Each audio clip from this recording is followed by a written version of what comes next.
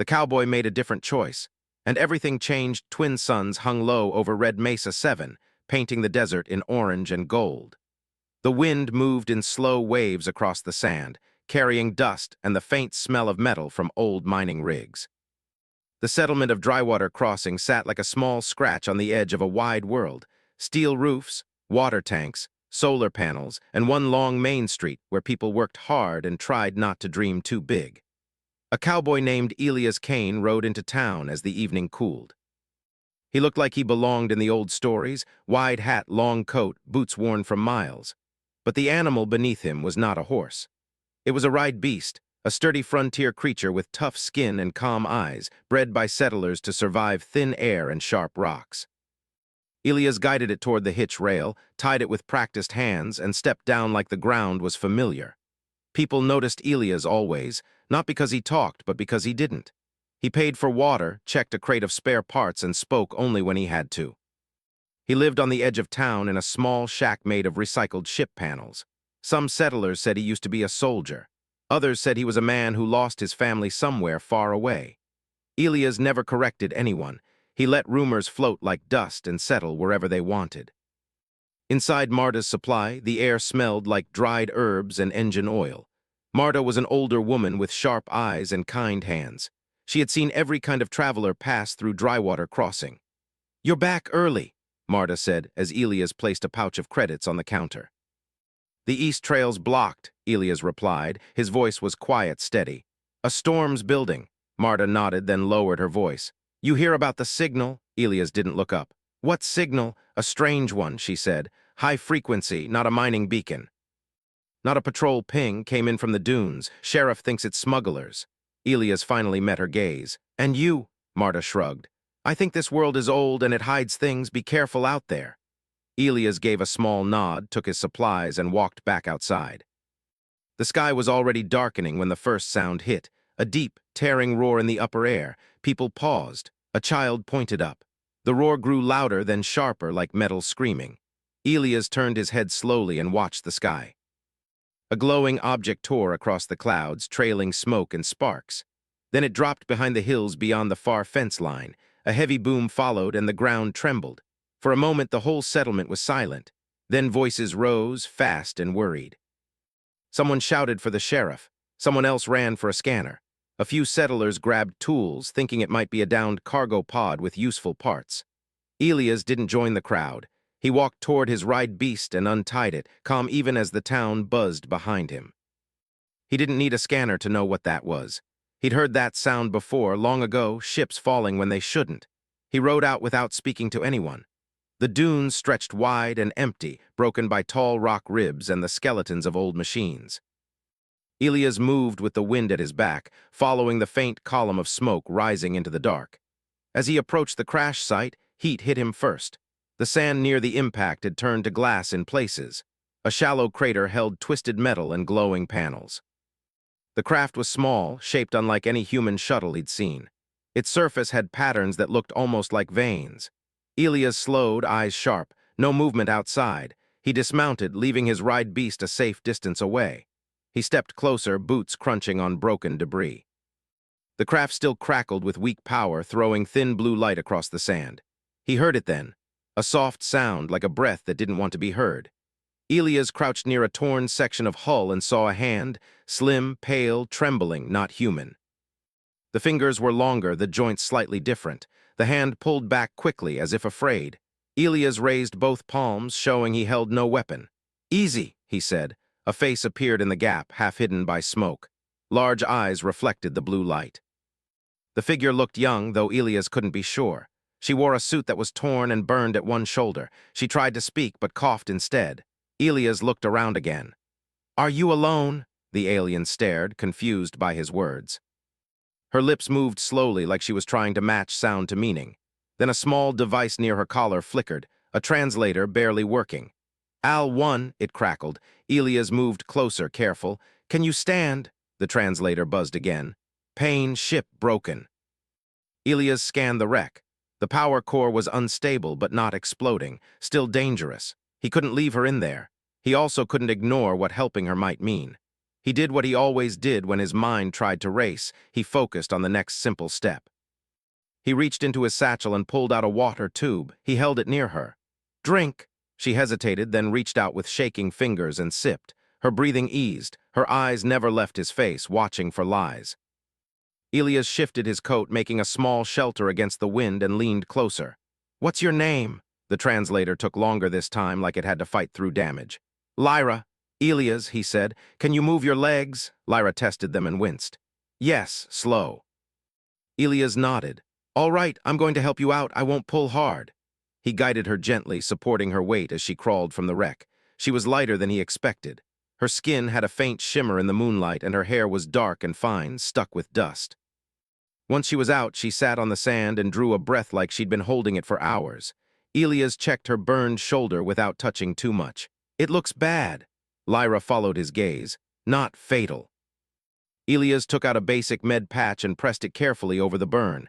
The patch warmed and sealed, calming the surface pain. Lyra's eyes softened for a second, surprised. "Thank you," the translator said, clearer now. Elias stood and looked toward the distant lights of Drywater Crossing. He knew what would happen next. The sheriff would call a patrol. The patrol would call the council. And the council would ask questions no one here could answer. He also knew what people did when they were afraid of the unknown. They handed it to someone else. Lyra looked up at him, and her voice came out in broken pieces. "They will come." "Who?" Elias asked. Lyra swallowed. "Hunters." Elias felt the old cold feeling move through his chest. He kept his face calm.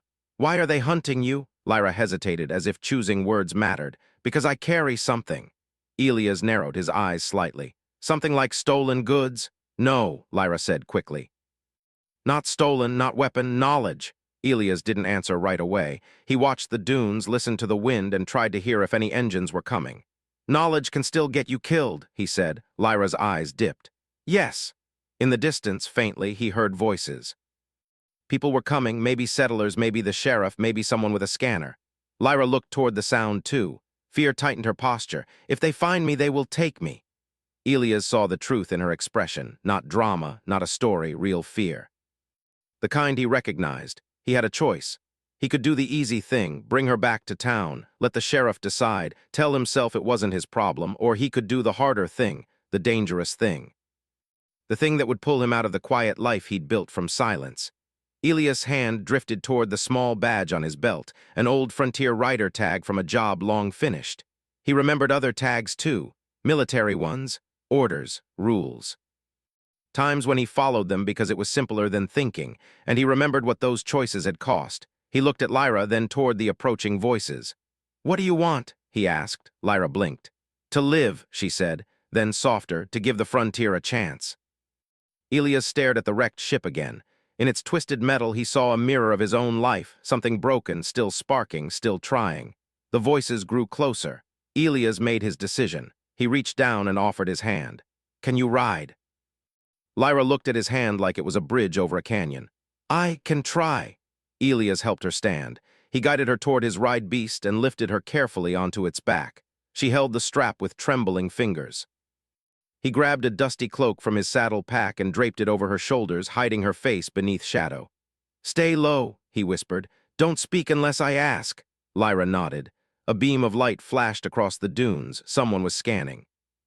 Elias swung into the saddle behind her, steadying her without making it obvious.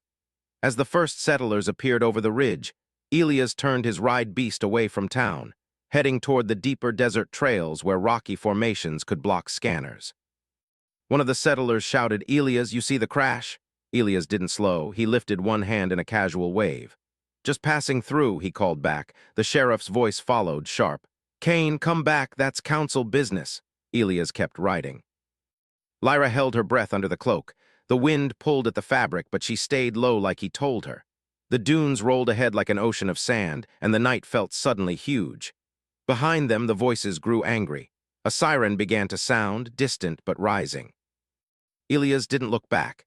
He aimed for a narrow canyon known as Whisper Cut, a place where radio signals bent and broke. He knew these lands better than any sheriff. He'd spent years running cargo and learning every hidden path. As the settlement lights shrank behind them, Lyra's voice came as a faint whisper through the translator. "You chose me." Elias kept his eyes forward. I chose a road, he said. That's all. But inside, he knew it was all. He had stepped off the safe path. He had taken a stranger from a burning ship and carried her into the dark. And somewhere out there, in the cold sky above Red Mesa 7, something was already waking up and turning its attention toward them. Elias tightened his grip on the reins. The cowboy had made a different choice, and everything had begun to change. The desert night stretched wide and silent as Elias rode deeper into the frontier. The twin moons rose slowly, casting pale silver light across the dunes. Behind him, the distant sirens from Drywater Crossing faded into nothing. Only the sound of wind and the steady breathing of the ride beast remained. Lyra sat in front of him, hidden beneath the dusty cloak. She held tightly to the saddle strap, trying to stay balanced as they moved across uneven ground. Elias guided the animal carefully through narrow paths between rocks, choosing routes that would confuse trackers. He did not speak for a long time. That was his way. Silence gave him space to think. Finally, Lyra broke the quiet. Where are we going? Elias scanned the horizon before answering. Somewhere scanners don't work well, old canyon system, people avoid it. Dangerous. Everything out here is, he said simply. Lyra nodded slowly. She seemed tired but alert, always watching their surroundings. Elias noticed how she studied the land, not like a tourist, but like someone trying to understand a new world quickly. They reached a narrow entrance between tall rock walls just before midnight. The canyon twisted like a snake, blocking the open sky. Shadows covered them completely. Elias slowed the ride beast and finally stopped near a cluster of broken stone pillars. We rest here, he said. He helped Lyra down gently. She moved stiffly but managed to stand. The med patch still glowed faintly on her shoulder. Elias set up a small camp with quick efficiency. He unpacked a thermal blanket, checked the perimeter, and activated a low-power sensor device that would alert him if something approached. Lyra watched him with quiet curiosity. You have done this many times, she said. Enough, Elias replied. She sat on a flat rock looking up at the narrow strip of sky visible above the canyon. Thank you for helping me. Elias shrugged lightly. Don't thank me yet. Trouble usually arrives after decisions like mine.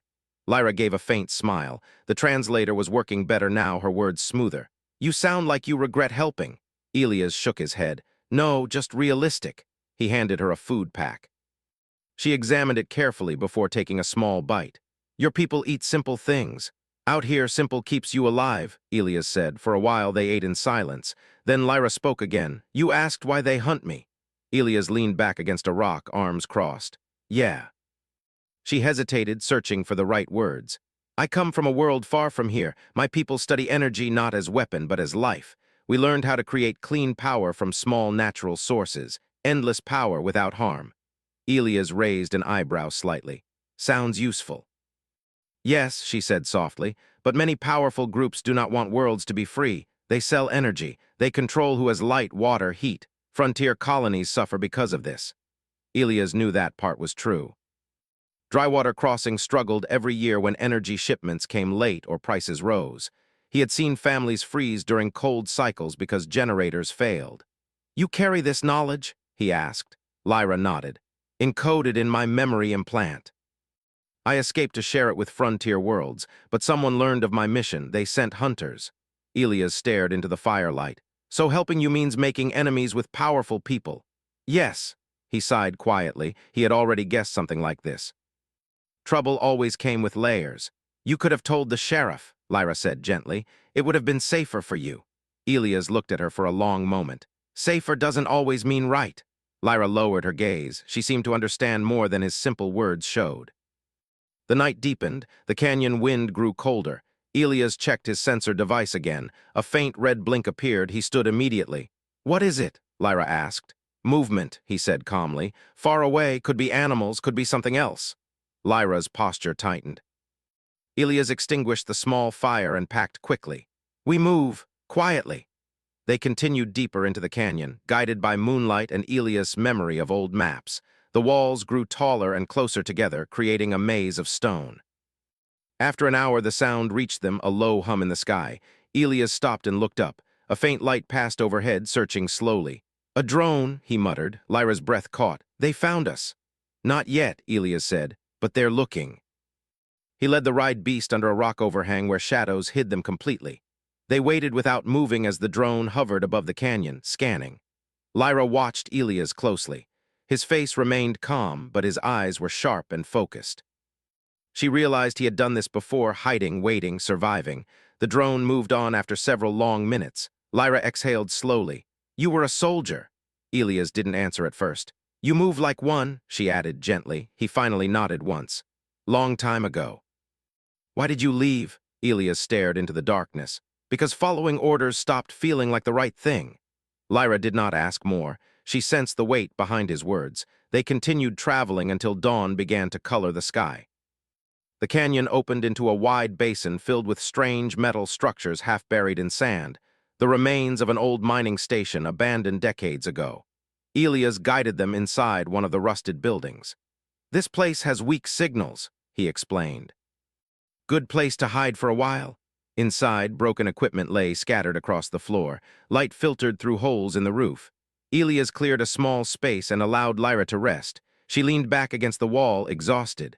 "Sleep," Elias said. "I'll watch." Lyra hesitated. "You do not trust me?" Elias almost smiled. "I trust you enough to help you, but someone has to stay awake." She accepted that and closed her eyes. Elias sat near the doorway, watching the empty desert beyond. His thoughts drifted to Drywater Crossing. By now, the sheriff would know he had left the crash site. People would talk. Questions would spread. He wondered if he had just destroyed the quiet life he built. But when he looked back at Lyra sleeping peacefully for the first time since he met her, he felt something unfamiliar, not regret, but purpose. Hours passed. When Lyra woke, she seemed stronger. She helped repair a small generator using parts from the old station, surprising Elias with her technical skill. "You fix machines too?" he asked. "Energy systems are my work," she said. The generator hummed to life, filling the space with warm light. Elias nodded with quiet approval. Suddenly, a loud echo rolled across the basin. Engines. Elias grabbed his rifle and moved to the doorway. Dust clouds appeared on the horizon. 3 armored vehicles approached slowly, scanning the area. Lyra stood behind him, fear returning to her eyes. "They found us," she whispered. Elias watched carefully. His voice stayed calm. "Maybe, maybe not, but they're close." He turned to her. "If they get too close, we leave through the back canyon. There's another path." Lyra nodded. The vehicles stopped far away. Drones lifted into the air, spreading out like searching birds. Elias' jaw tightened. The hunt had begun for real now. He checked his gear, then glanced at Lyra. She met his gaze with quiet strength, no longer just afraid, but ready. Elias felt the weight of his choice again, and this time he didn't question it. "Stay ready," he said. Outside, the drones moved closer, their lights sweeping across the desert like eyes searching for prey. And the cowboy knew their journey across the burning frontier had only just begun. The sound of engines echoed across the abandoned mining basin, rolling through broken structures like distant thunder. Elias stood at the doorway, watching the armored vehicles carefully. Dust drifted slowly around their wheels as drones lifted into the air and spread across the sky. Lyra stood just behind him, her breathing steady but tense. "They are not normal hunters," she said quietly. Elias nodded. "Too organized, too patient." He lowered himself slightly, keeping his silhouette hidden in shadow. Years of survival had taught him one simple rule: never show yourself first. One drone moved closer, its soft humming growing louder. A thin beam of blue light scanned the ground, moving slowly toward the building. Elias turned to Lyra. "We don't run yet. Running makes noise. We stay still." Lyra nodded and stepped back deeper into the building. The drone hovered near the entrance, scanning the broken walls. Its sensors flickered across metal debris, rusted tools, and sand patterns. For a long moment, Elias thought it might detect the generator's faint heat signal. He quietly reached into his pack and removed a small signal disruptor, old technology but still useful. He activated it, placing it behind a metal crate. The device created random interference patterns that confused simple scanners. The drone paused, its light flickering uncertainly. Then it moved away. Elias released a slow breath. "They're searching wide," he whispered. "Not sure where we are yet." Lyra looked toward the doorway. "They will not stop. The knowledge I carry, it is too valuable." Elias studied her face. She no longer looked like a frightened survivor. There was strength in her eyes now and determination. "Tell me the full truth," he said quietly. "All of it." Lyra hesitated only a moment. My people discovered a way to create energy from planetary magnetic flows, she explained. Small devices can power entire settlements without large reactors, no pollution. No control systems owned by corporations. Elias nodded slowly. So frontier worlds become independent. Yes, no more paying high prices, no more shortages. Elias let out a quiet laugh, though there was no humor in it. That explains why someone wants you stopped. Lyra's expression darkened slightly. The Galactic Council speaks of order and balance, but some leaders benefit from control. Elias had long suspected the Council's interests did not always match the needs of small colonies. Outside, another drone passed overhead. Elias glanced toward the back exit. We can't stay here long. Lyra stepped closer. Where will we go? Elias thought for a moment. There's an old relay station beneath the northern ridges, built before this world was settled, hard to detect. If it still works, maybe we can send a signal. Lyra's eyes brightened slightly. A public broadcast? Yeah, Elias said. If what you're carrying is real, people deserve to know. Lyra nodded firmly. Yes, truth is protection. They gathered their supplies quickly. Elias disabled the small generator, erasing any clear energy signature. He guided Lyra toward the back canyon exit just as one of the armored vehicles began moving closer to the building. They slipped into the narrow passage, walking silently between high stone walls. The canyon twisted sharply, forcing them to move in single file. Sunlight barely reached the ground, and the air felt cool compared to the open desert. After an hour of walking, Lyra spoke softly. Why did you really help me?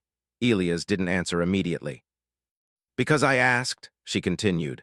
Or because you wanted to change something? Elias stopped walking. He looked at the rock wall for a long moment before speaking. Years ago, he said slowly, I followed orders that hurt people who didn't deserve it. I told myself I had no choice, that I was just doing my job. Lyra listened carefully. When I left the military, I decided to stop making big decisions, just survive, just move cargo, no risks. He gave a faint, tired smile. Then you fell out of the sky. Lyra's voice softened. And you chose differently. Elias nodded once. Maybe I got tired of running from choices. They continued walking. By late afternoon, the canyon opened into a hidden valley surrounded by tall rock formations. At the center stood an ancient structure half buried in sand, a relay station built from smooth, dark metal that had survived decades of storms. Elias approached cautiously. This place hasn't been used in years, he said, but old systems sometimes last longer than new ones. Lyra walked beside him, studying the structure with interest. May I try to activate it? Go ahead. Inside, the station was quiet and dusty. Broken consoles lined the walls. Elias checked for traps or active security systems, finding none. Lyra moved toward the central control panel. She connected a small device from her suit and began working carefully. Lights flickered weakly. A low hum filled the room. Elias watched as ancient systems slowly came back to life. You are good with machines, he said. Lyra smiled slightly. Machines speak clearly, people are harder. Elias almost laughed. Suddenly, a voice echoed behind them. Still the same Kane, always running toward trouble. Elias turned instantly, hand moving toward his weapon. A tall man stood at the entrance, wearing dark armor and carrying a rifle loosely at his side. His face was familiar, older now, harder. Rafe, Elias said quietly. Rafe grinned. Been a long time. Lyra stepped back slightly, sensing tension. Rafe glanced at her, then back at Elias. You picked up something valuable. Elias' voice stayed calm. What do you want? Same as always, Rafe said. A job done cleanly, bring her in, walk away free. Elias didn't move. Rafe sighed. You know how this works. Council wants her, you don't want to be on the wrong side again. Lyra's eyes flickered with fear. Elias took a slow breath. I'm not handing her over. Rafe shook his head. You always had a stubborn streak, but think about it. Your past, your record, they'll wipe it clean. Elias looked at Lyra, then back at Rafe. No deal. Rafe's smile faded slightly. You sure? Because this ends one way if you keep pushing. Elias stepped forward, calm but firm. I'm done following orders that hurt innocent people. Silence filled the room. Rafe studied him for a long moment. You really changed, he said softly. Or maybe you just finally decided who you are. He slowly backed toward the door. You've got a head start, use it. Others won't talk first like I did. He left without raising his weapon. Lyra exhaled slowly. Elias turned back to her. Can you finish the broadcast? Yes, she said, hands moving quickly over the console. The relay station lights brightened as power flowed through old circuits. Outside, distant engine sounds began to rise again. Elias moved to the entrance, watching the horizon. He knew the final choice was coming, and this time he would not run from it. Behind him, Lyra prepared to reveal the truth to the entire frontier. And the cowboy who once avoided decisions stood ready to face whatever came next. The old relay station hummed softly as ancient systems slowly reached full power. Lights flickered across dusty walls, and the main console glowed with new life. Lyra stood at the center panel, her fingers moving carefully as she prepared the broadcast. Outside, the desert stretched wide and silent, but Elias knew the silence would not last long. He stood near the entrance, watching the horizon. The wind moved across the sand in long waves, carrying heat and tension together. Somewhere beyond the ridges, engines were coming. "You have little time," Lyra said without turning. "Signal will be ready soon." Elias nodded. He checked his rifle but kept it lowered. Fighting was always his last choice. Still, he needed to be ready. "Once the broadcast starts," she continued, "they cannot stop it easily. The relay network will repeat the signal across many worlds." "That's good," Elias said. "Means truth travels faster than ships." Lyra gave a faint smile. A distant rumble echoed across the valley. Elias stepped outside and climbed onto a rock ledge for a better view. Dust clouds rose along the ridgeline. 3 armored vehicles appeared first, moving slowly but steadily toward the relay station. Above them, drones hovered like dark birds scanning the ground. The hunters had arrived. Elias returned inside. "They're here." Lyra took a deep breath but did not stop working. "Almost ready." Elias moved around the room, checking exits and cover positions. He noticed how calm he felt, not reckless, not afraid, just clear. For years, he had avoided moments like this. He had chosen quiet roads instead of difficult ones. Now he stood in the middle of something that mattered. The console beeped.